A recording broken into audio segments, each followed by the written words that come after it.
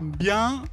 Donc la promesse client dans un contexte omnicanal, il serait vain pour moi de faire une introduction après l'exposé de Laurent Venot. Donc nous allons aller tout de suite dans le vif du sujet en vous posant tout de même une question identique à chacun d'entre vous pour commencer. La promesse client, c'est quoi? Et je voudrais qu'on commence par Sylvain Bosset, puisque vous êtes directeur logistique grand public de Schneider Electric. C'était une fonction, une partie de l'entreprise qui n'existait pas il y a à peine 4 ans. Et ce serait intéressant que vous commenciez par nous raconter pourquoi Schneider Electric en est venu là. Et donc, comment est-ce que vous assumez cette nouvelle, entre guillemets, promesse client?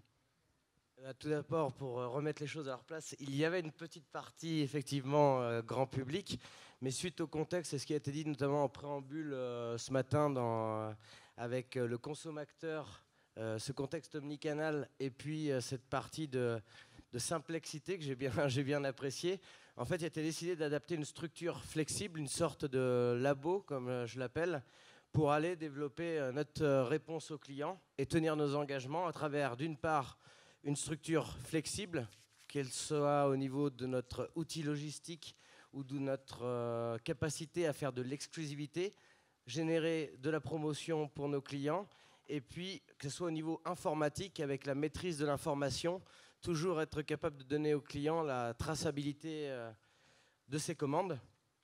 Et puis, enfin, dans l'approche d'essayer de redonner un peu comment dirais-je, d'émotion dans les échanges en allant libérer le distributeur de tout le support logistique pour proposer d'autres solutions et l'aider en ce sens dans un système collaboratif. Merci. Même question pour vous, Olivier Toll.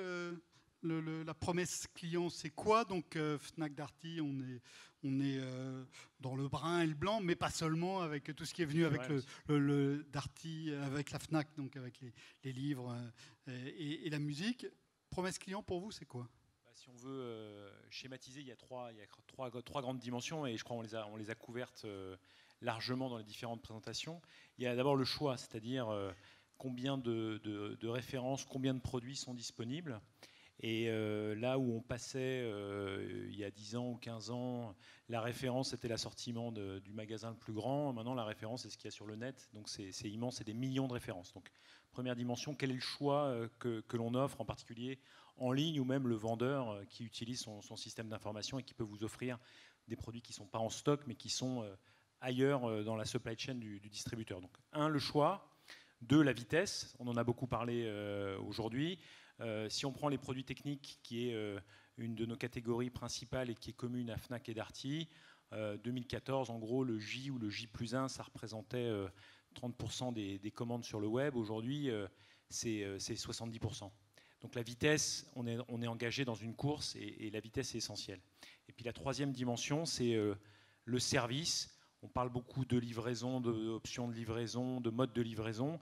Pour le consommateur, ça fait une vraie différence. Si vous amenez sa machine à laver, que vous l'installez, vous la mettez en service, que vous reprenez l'ancienne, ou si vous simplement lui laissez devant chez lui la machine à laver et que vous le laissez la monter au 5e étage sans ascenseur. Donc voilà, l'expérience client, c'est un peu la combinaison de ces trois choses-là.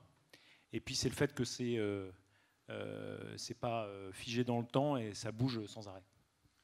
Le fait de passer de 30% J+1 il y a 4 ans à 70% aujourd'hui, évidemment, une formidable illustration de cette évolution de la promesse client. Laurent Blim, alors vous, on est dans un secteur totalement différent, qui est donc la pharmacie, avec Sanofi, et évidemment une promesse client qui est d'une nature un peu différente, et j'aimerais que vous nous l'expliquiez. Alors oui, elle est différente d'abord parce que la promesse client dans la pharmacie, c'est avant tout une promesse patient.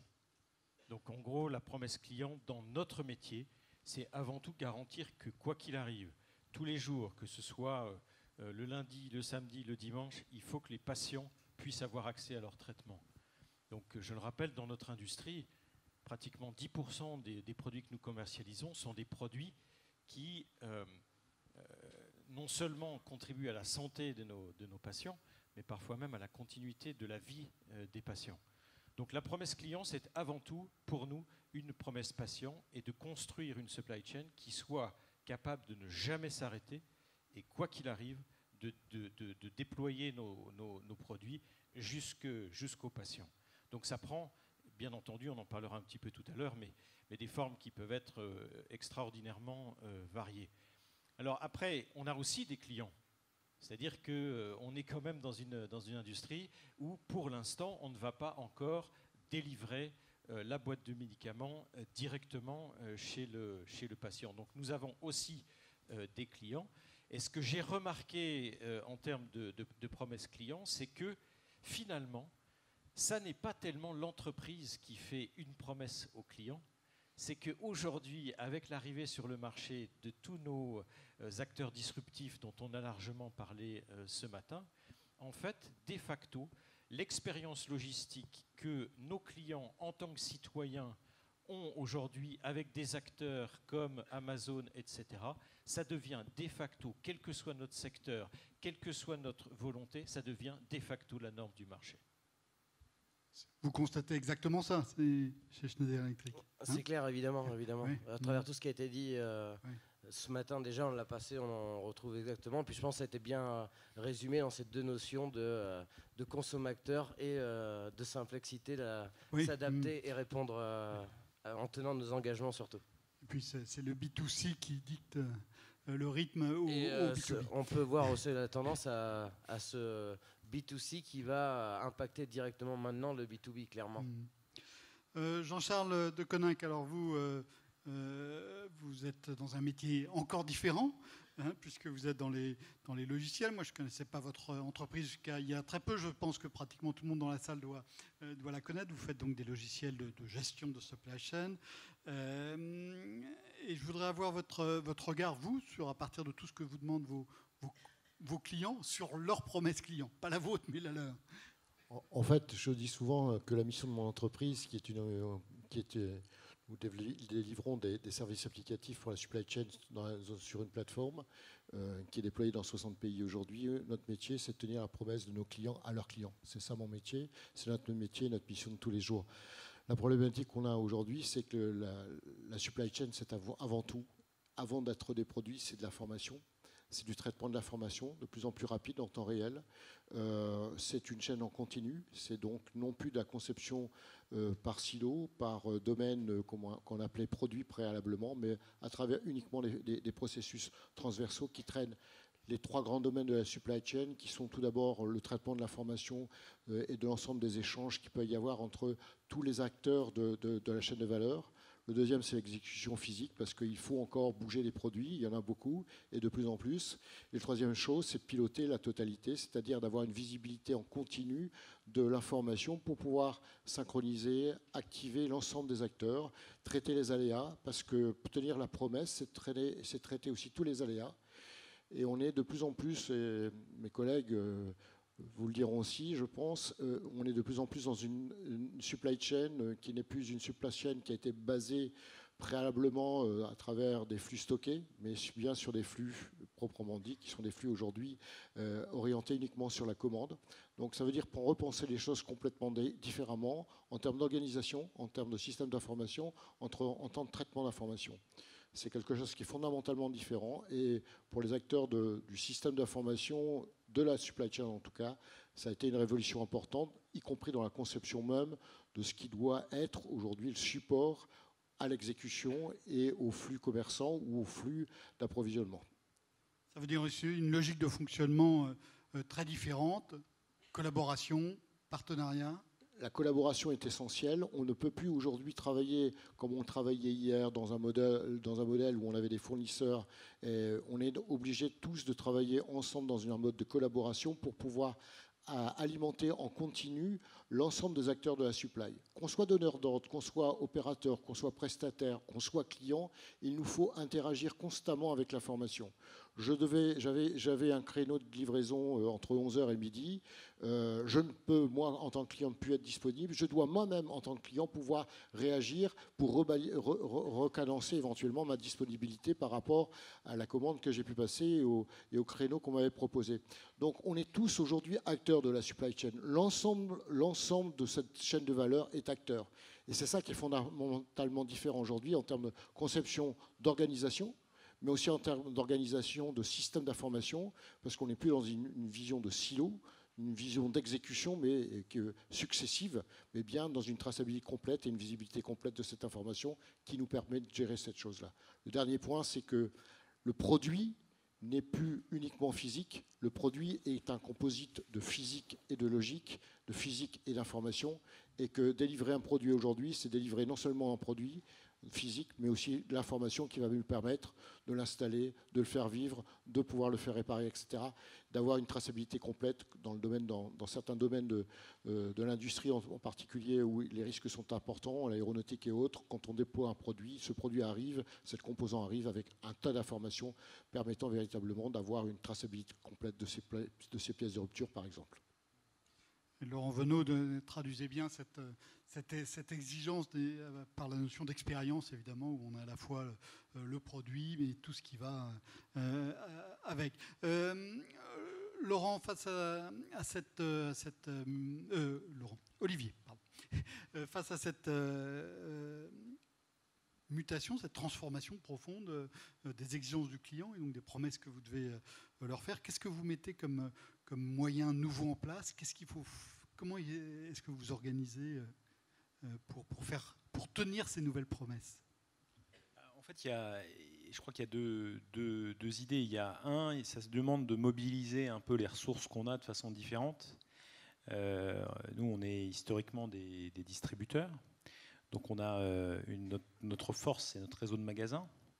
Et donc, il faut être capable de mettre ces magasins, ce personnel en magasin, les stocks qui sont de fait à travers le territoire, aussi au service des consommateurs. Donc la première étape, si vous voulez, de notre transformation, ça a été vraiment de passer dans un modèle omnicanal et donc d'organiser différemment, quelque part, des ressources qu'on avait déjà. Et puis après, il faut faire un certain nombre d'investissements très importants, en particulier dans l'informatique, de manière à pouvoir donner cette information et cette interactivité aux consommateurs. Et puis enfin, ça nécessite des grosses transformations opérationnelles à tous les niveaux. Dans vos entrepôts, vous allez travailler de plus en plus en flux tendu.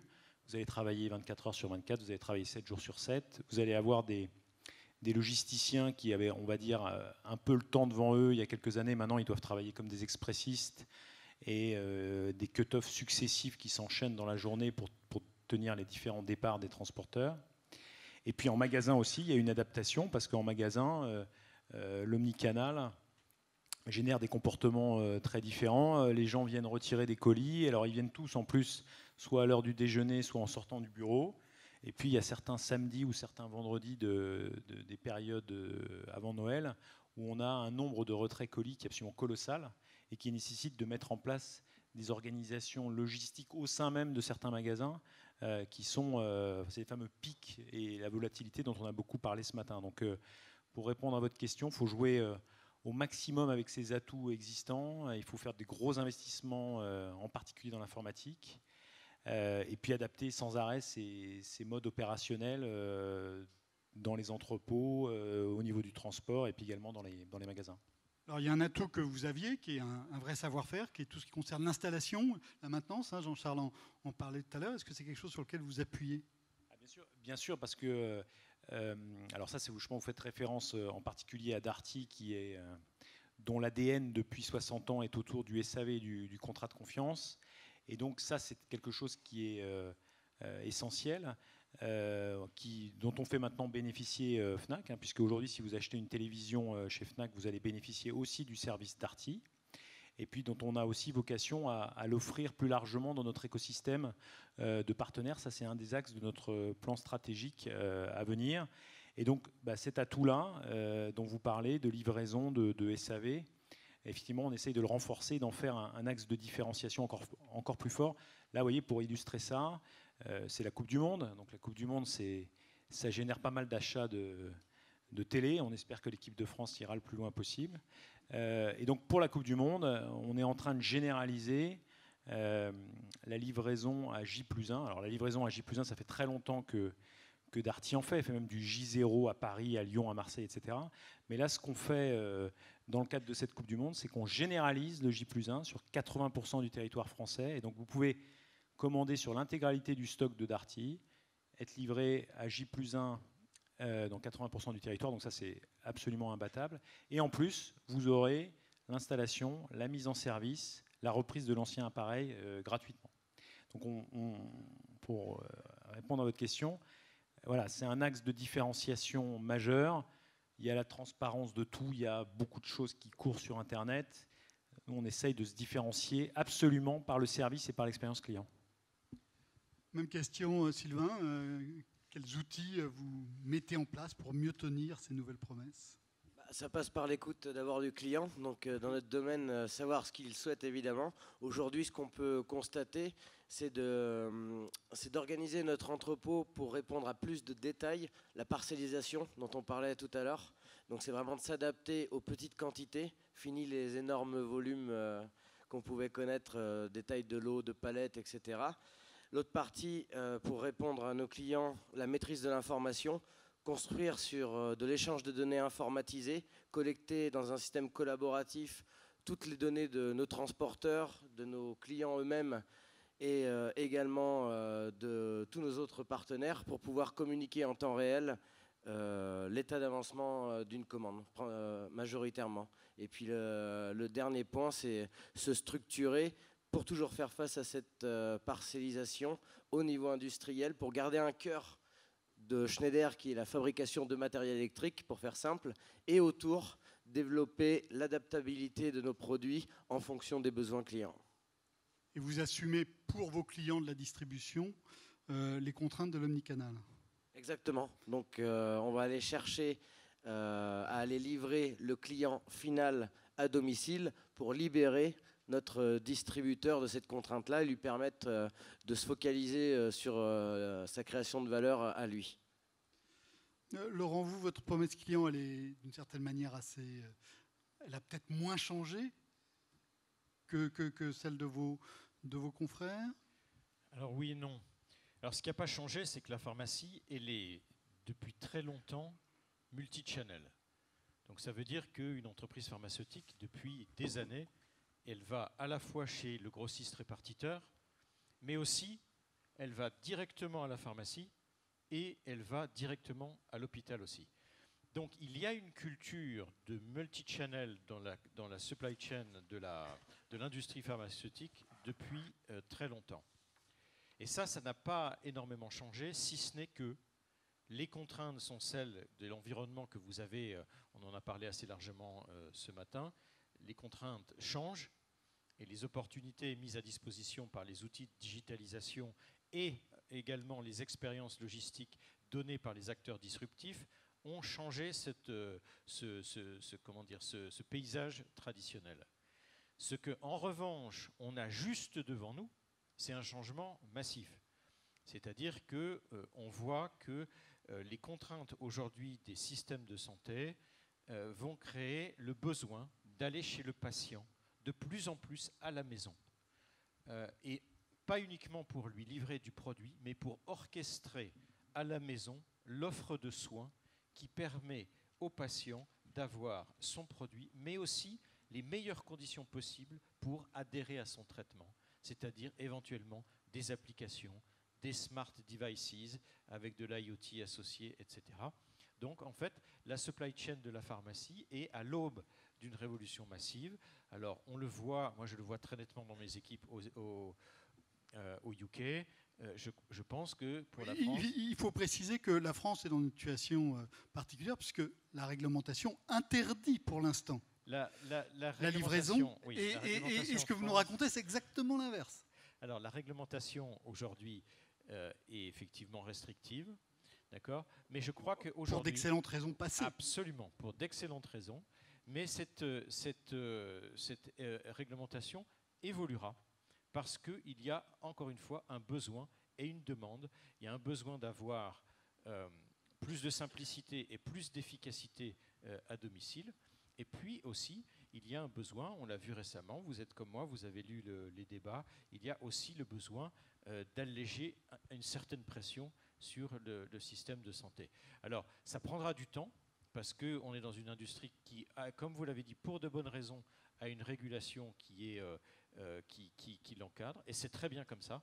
Mais on parlait tout à l'heure, c'était Vincent de L'Oréal qui disait c'est le bon moment pour faire de la supply chain. Et ma conviction, c'est que c'est encore le meilleur moment pour faire de la supply chain dans l'industrie pharmaceutique. C'est-à-dire que si on a des jeunes talents aujourd'hui qui disent j'ai envie de transformer une industrie, je crois que ça peut être le bon moment pour le faire. Évidemment, c'est tôt pour en parler, mais vous allez le faire comment? Est-ce que vous allez le faire avec des partenaires? Est-ce que vous allez développer ça? Pour reprendre un des débats qui animait la matinée, filialisation, partenariat? Alors là aussi, tout à l'heure on a parlé de supply chain collaborative. Je ne pense pas qu'il y ait un acteur qui soit aujourd'hui capable de rassembler l'ensemble des skills, pour parler en mauvais français, qui soient nécessaires pour faire cette orchestration de l'offre de soins jusque chez le patient. Est-ce que, alors, savoir quelle sera la place aujourd'hui de chacun des acteurs est difficile à dire, mais ce qui est certain, c'est que cette orchestration se fera à plusieurs et nécessitera d'importer dans l'industrie pharmaceutique des pratiques de logistique collaborative que j'ai vues à l'œuvre quand j'étais chez Danone, quand j'étais chez Procter, etc., où on travaillait de façon extrêmement proche avec l'ensemble de la chaîne logistique pour que, j'allais dire, notre visibilité à tous aille jusqu'à ce qui se passe au domicile du patient. Donc pour répondre de façon claire à votre question, ça se fera avec des partenariats et tout le monde est excité à l'idée de mettre en place ces partenariats-là parce qu'on en voit le bénéfice pour le patient et pour le système de santé. Donc on voit dans ce que vous décrivez, dans cette évolution à venir, qu'il y aura donc du produit, mais aussi de l'information. Vous parlez des devices qui permettront d'améliorer l'observance des traitements médicaux, qui est un problème absolument majeur. Jean-Charles, vous avez déjà parlé de la nécessité de cette information. Quels sont les vecteurs qui permettront de progresser le plus selon vous? Le premier vecteur de l'information, c'est qu'elle soit disponible pour tous. Et ce qui est important, c'est qu'une chaîne, quelle qu'elle soit, sa fragilité, c'est le plus faible maillon, comme on le sait tous. Et donc, il faut pouvoir promouvoir des choses complètement collaboratives, simples de connexion, simples d'usage. On est dans le monde aussi de la pharmacie. On travaille beaucoup, entre autres, en Amérique avec un de vos grands clients qui est McKesson, par exemple. McKesson distribue des produits qui viennent, entre autres, de Sanofi et d'autres, dans le domaine des traitements très spécifiques. Il faut pouvoir, en temps réel, pouvoir traiter, produire ce produit pour un client, un patient plus exactement très précis, et pouvoir le délivrer très rapidement à travers des plateformes. Si on n'avait pas cette information, si on n'a pas les informations très en amont, y compris dans le flux de production, on est incapable de tenir les délais qui sont parfois des délais qui sont parfois des délais de survie.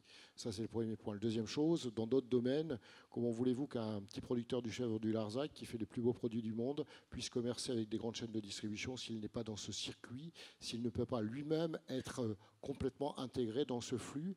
Et un petit producteur du chèvre du Larzac, par définition, il n'a pas les moyens informatiques ou les moyens de traitement lourds, ni des équipes pour pouvoir repenser sa supply chain. Donc il faut pouvoir aujourd'hui avoir des plateformes qui soient des plateformes de collaboration qui permettent à tous de pouvoir entrer dans un dialogue et un flux d'informations continu pour pouvoir justement tenir l'essentiel de notre métier, qui est tenir la promesse de nos clients à leurs clients. C'est ça la réalité.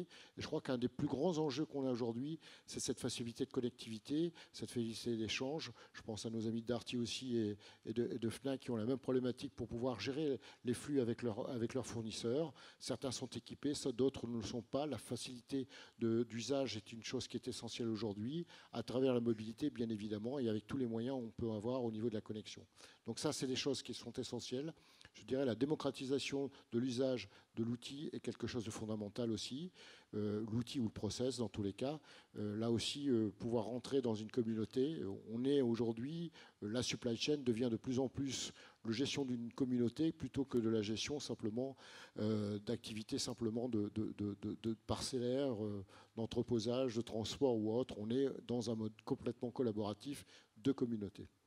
Alors, il y a un vrai risque, vous l'avez souligné, je crois, pour toute une série de PME qui ont survécu jusqu'à présent, qui ont su suivre leurs clients, et qui auront peut-être du mal, qui n'ont pas, en tout cas pour l'instant, dans certains cas, le réflexe de s'insérer dans ces chaînes d'information. Et donc là, il y a un vrai Il y a un vrai enjeu, et Oui. c'est un enjeu qui est de notre responsabilité à tous acteurs de la supply chain, donneurs d'ordre, et bien sûr acteurs comme nous ou prestataires logistiques, pour que véritablement on puisse donner cette capacité-là.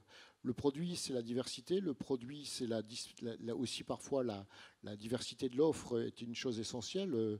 Olivier nous rappelait tout à l'heure par rapport au catalogue qu'on peut avoir chez un distributeur. Donc cette diversité est importante, il faut pouvoir la garantir. Cette diversité vient aussi des petites et moyennes entreprises. Il faut leur permettre, comme aux grandes, d'avoir les moyens de pouvoir s'insérer dans ce flux et de pouvoir le piloter de la même manière. Alors, en même temps, on n'est pas au pays des bisounours.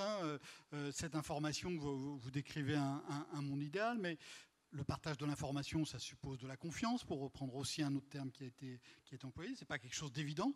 Vous donnez des partenaires, mais qui peuvent être concurrents sur certains domaines, des informations sur vous. Donc voilà, il y a ce premier point. Et deuxième point, un point encore plus essentiel, on l'avait vu il y a quelques années dans l'hôtellerie, c'est que si les données, il y a le contact avec le client. Et le contact avec le client est clé, et il y a une bataille pour le contrôle pas tant du dernier kilomètre, mais du dernier contact avec le client. Et donc, il faut aussi que oui. ça soit Vous géré en bonne intelligence. Vous avez tout à fait raison. En tout cas, on n'est pas dans un monde de bisounours. C'est une évidence. Ça, je peux vous l'assurer. La deuxième chose, c'est donner cette capacité à chacun de travailler de cette manière-là. Est aujourd'hui, on a les capacités technologiques et fonctionnelles pour le faire. Il faut peut-être une motivation beaucoup plus forte pour que l'ensemble des acteurs puissent comprendre l'importance pour eux et de leur survie dans un monde qui se transforme excessivement rapidement, on l'a rappelé tout à l'heure. Quant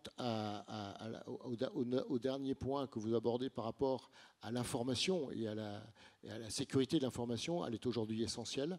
Non seulement l'information, mais aussi sa véracité et le passage de l'information d'un étape à l'étape. Alors on sait que pour augmenter les actions en bourse, il est excessivement important aujourd'hui de parler de blockchain et d'intelligence artificielle. Donc je vous en parlerai bien évidemment, étant coté en bourse. Mais blague mise à part, c'est une problématique réelle. Aujourd'hui, la sécurité est essentielle. Aujourd'hui, elle est essentielle aussi bien dans cette problématique de la garder anonyme et disponible et préservé par rapport à l'environnement concurrentiel, même si vous traitez sur une même plateforme de nombreux concurrents, ce qui est notre cas.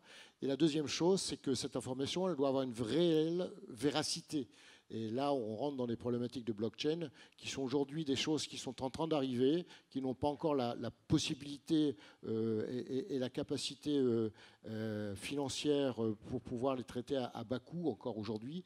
Mais on est sur cette voie-là et je pense que dans les années qui viennent, là, en tout cas, le traitement de l'information va permettre de renchérir véritablement la sécurité de l'information et la véracité de l'information, ce qui est essentiel dans tous nos métiers. Oui, la blockchain sera beaucoup plus utile dans les contrats que dans la monnaie, même si elle a commencé par faire parler d'elle dans la monnaie. Olivier, vous avez décrit donc une évolution déjà extraordinairement rapide. Les prochaines étapes, c'est quoi ? Je crois qu'on en a parlé ce matin, on en a parlé un peu au fil de la journée.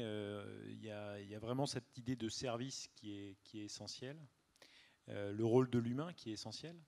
Nous, côté Darty, on s'enorgueillit d'être une des seules enseignes qui rentrent chez les Français, après La Poste et EDF, donc, pour venir réparer la machine à laver ou la livrer. Donc je crois que vraiment le service, la qualité du service, que ce soit en magasin quand vous devez demander un conseil ou avoir vraiment un échange approfondi, la qualité du service après de l'exécution, ça c'est vraiment essentiel. C'est quelque chose sur lequel il faut être toujours plus précis et toujours plus différenciant. Et puis aussi, on en a parlé au cours de la journée, la personnalisation, la capacité du client à changer d'avis. Il peut peut-être originellement demander à ce qu'on lui livre son colis chez lui, et puis, je ne sais pas, la petite est malade ou il y a un changement d'emploi du temps et il faudrait pouvoir venir chercher le produit en magasin. Et donc, il faut que le système soit capable de s'adapter et qu'on offre beaucoup plus d'interactivité aux clients. Donc, je crois que c'est ça qui doit être, à mon avis, qui doit guider un peu nos projets dans les mois qui viennent. Et en interne, ça veut dire quoi ? Est-ce que Ça donc, veut dire client, encore plus. en termes d'organisation pour vous, ça veut dire quoi? Ça veut dire deux choses. Ça veut dire investir beaucoup dans l'humain, dans la formation de nos équipes, soit les équipes de livraison, de SAV ou en magasin. Et puis ça veut dire, si on veut offrir plus d'interactivité, avoir un système d'information qui soit capable de gérer cette supply chain absolument pas du tout linéaire, comme disait notre collègue américain tout à l'heure, et donc être capable de gérer une combinatoire très importante. On a beaucoup parlé de exponentielle, tout à fait. On a beaucoup parlé de délinéarisation à la télévision, en disant que les gens ne regardent plus la télé, mais ça devient pareil dans des domaines totalement différents où on trimballe plus seulement d'informations. On voit qu'on a subi des transformations et une demande, une accélération très importante, c'est ce dont on a parlé. Et effectivement, probablement l'étape d'après, c'est la délinéarisation et puis l'interactivité, un échange plus soutenu avec le consommateur, en particulier dans ses options de livraison. Ouais. Sylvain, même question. Ouais, le chantier est énorme, mais en tout cas, il y a quelque chose qui va être très intéressant à voir. C'est, je vais peut-être être un peu provocateur, mais c'est le côté schizophrénique aujourd'hui de nos clients. Je le dis comme ça parce qu'il y a d'un côté, on veut tout très vite, n'importe où, n'importe quand, et de l'autre côté, on veut respecter la planète.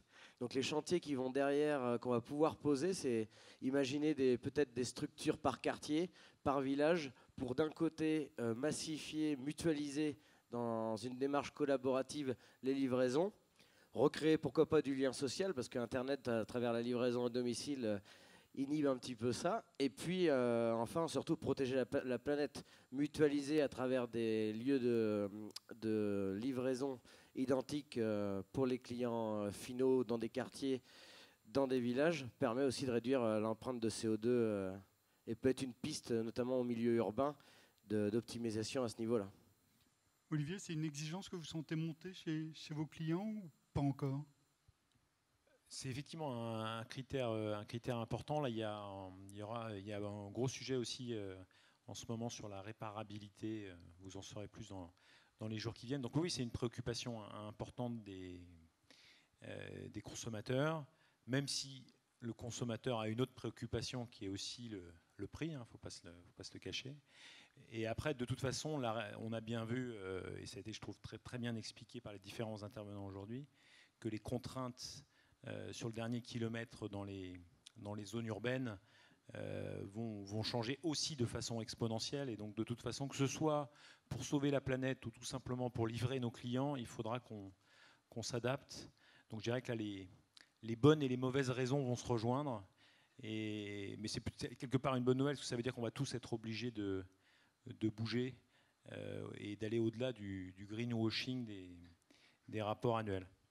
Merci de votre franchise. Laurent, vous avez commencé déjà évidemment à parler de l'avenir en ce qui concerne Sanofi. Plus largement, qu'est-ce que vous voyez comme grande tendance par rapport à l'évolution de la promesse client?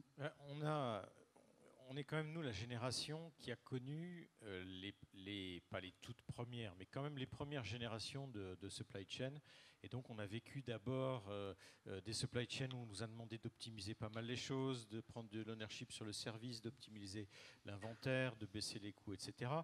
Et puis, pour certains d'entre nous qui ont eu la chance de travailler pour des CEO visionnaires, on nous a laissé développer les premières supply chains qui avaient une vraie influence sur la top line. Donc on a commencé à aller chercher des ventes additionnelles par de la disponibilité produit, parce qu'on est allé chercher, ça m'a fait plaisir de l'entendre à nouveau ce matin, on est allé chercher des éléments de market research, c'est-à-dire que on s'est rendu compte que le nombre extrêmement élevé de transactions auxquelles on a accès nous donne une mine d'informations que souvent, nous, en supply chain, on s'interdisait d'aller exploiter. Et on a vu les premières supply chain aller développer ce talent de market research. Voilà. Maintenant, je pense que la prochaine étape qu'on a devant nous, c'est que nos supply chains vont aller ouvrir des nouveaux marchés.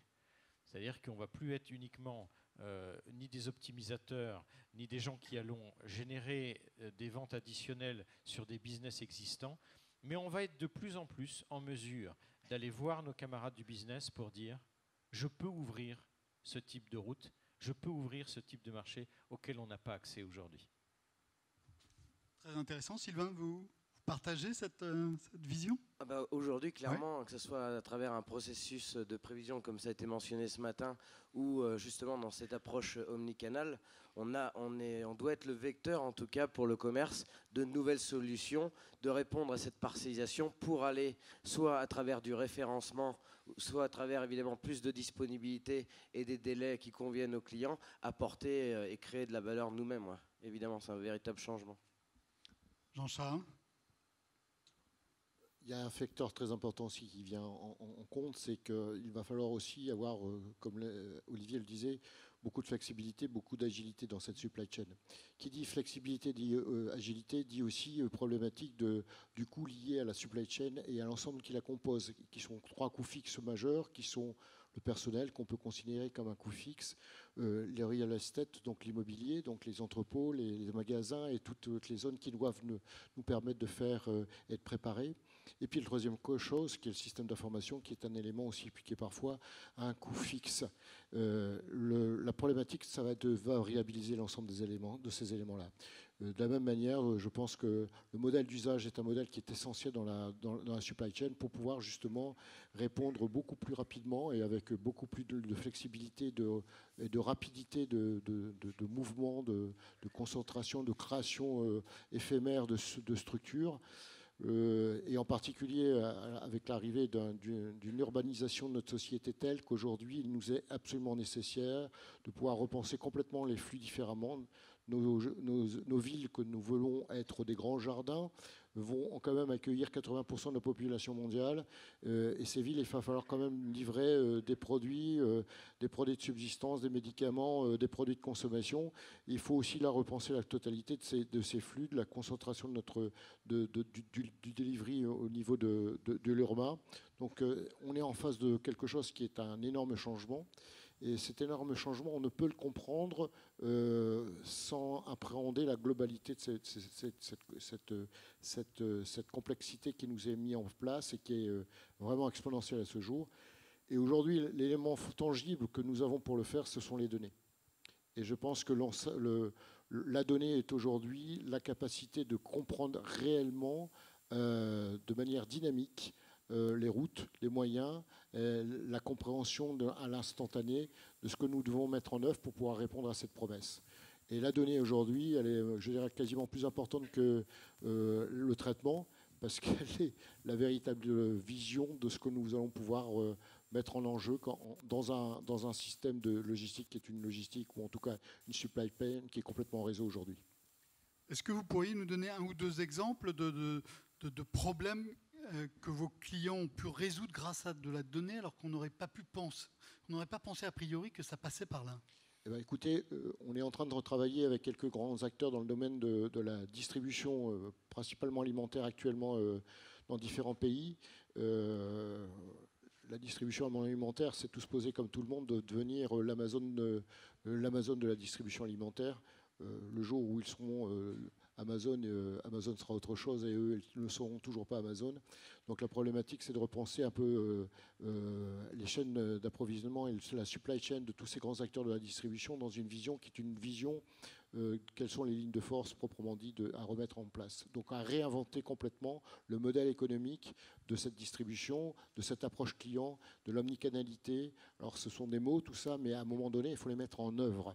Il faut les mettre en œuvre et le seul moyen de les mettre en œuvre aujourd'hui, c'est d'avoir la donnée pour pouvoir, de manière instantanée et de manière en temps réel, pouvoir approprier les flux, les routes, les points de dépose, les points d'approvisionnement pour pouvoir répondre à ceci.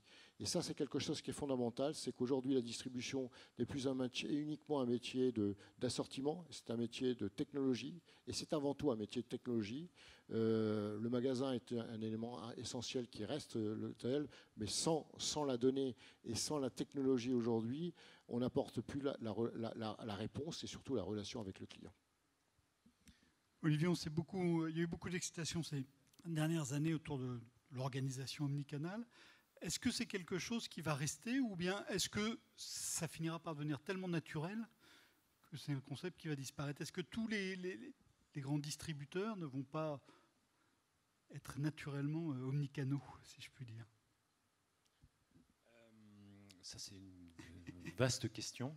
Non, mais je pense que ce qui est sûr, c'est qu'il faut répondre aux attentes des clients et que ce qu'on disait, c'est que maintenant, il y a des attentes servicielles dans la tête de tout le monde qui sont... il y a des choses qui étaient impensables il y a quelques années, maintenant qui sont considérées comme des acquis ou des évidences.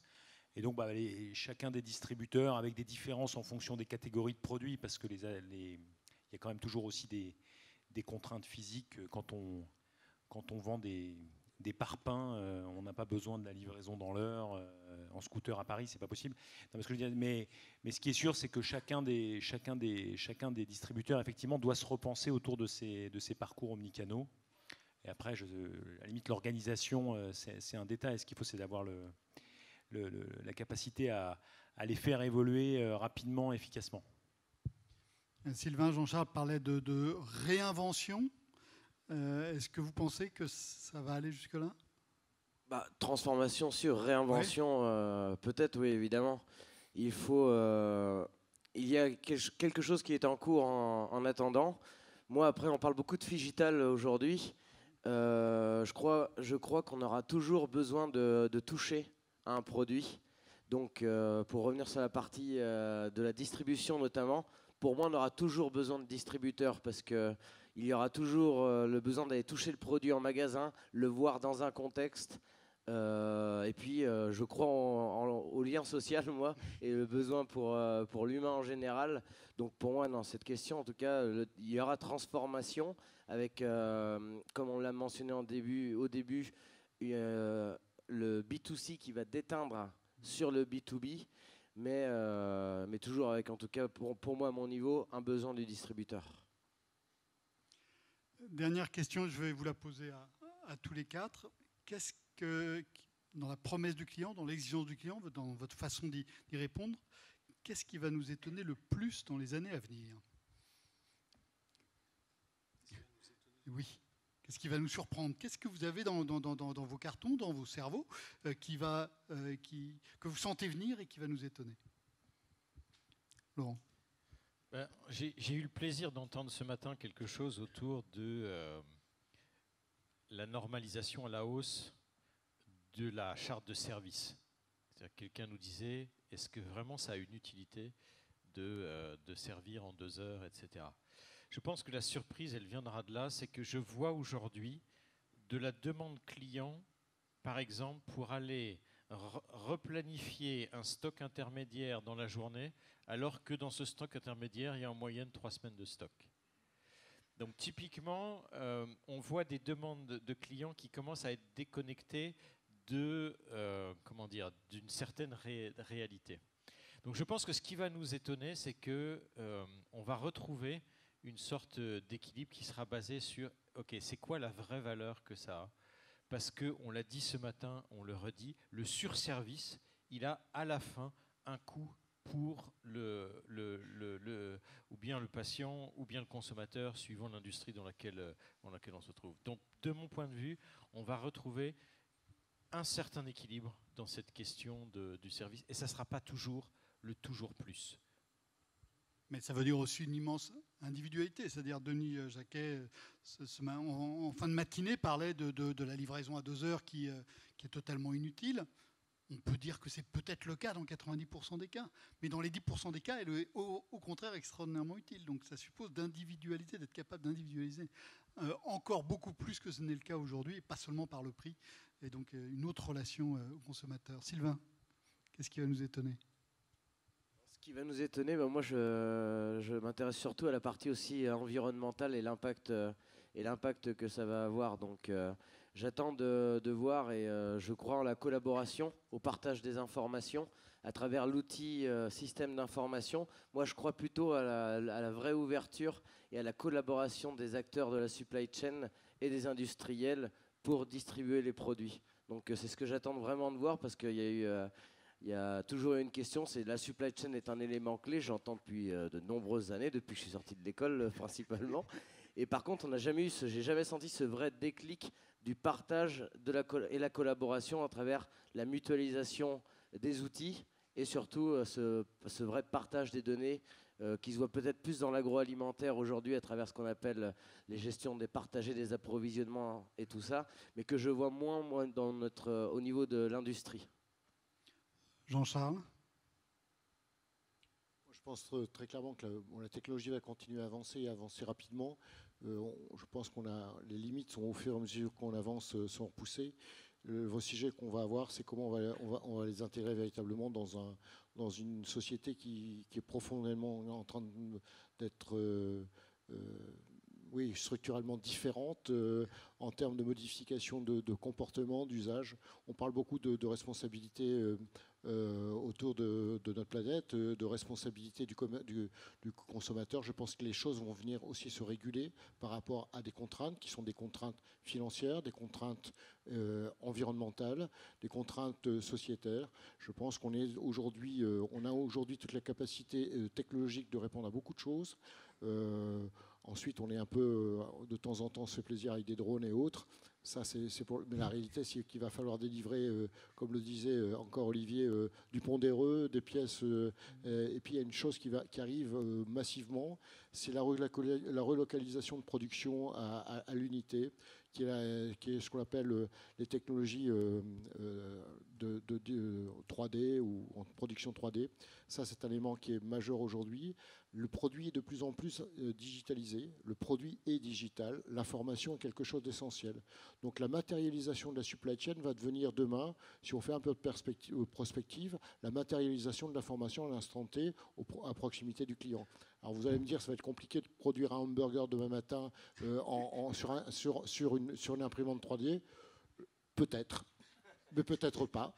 Bon, et n'empêche qu'aujourd'hui, l'information est quelque chose qui est l'élément sur lequel il faut investir, car ça va être l'élément le plus tangible réellement de la création du produit. Et c'est comme ça qu'ils font penser les choses, dans la grande fluidité et non plus dans le stockage, dans la vision proprement dit de l'instantanéité du produit à travers l'information et non plus l'inverse. Olivier, enfin. Non, mais je crois qu'on a beaucoup parlé de la technologie. Évidemment, ça va continuer de nous surprendre et ça va énormément progresser. Je pense qu'il faut vraiment qu'on arrive à la mettre au service de nos équipes. On a parlé beaucoup d'hommes et de femmes dans la supply chain, dans les entrepôts, dans les magasins, nos livreurs, nos installateurs, etc.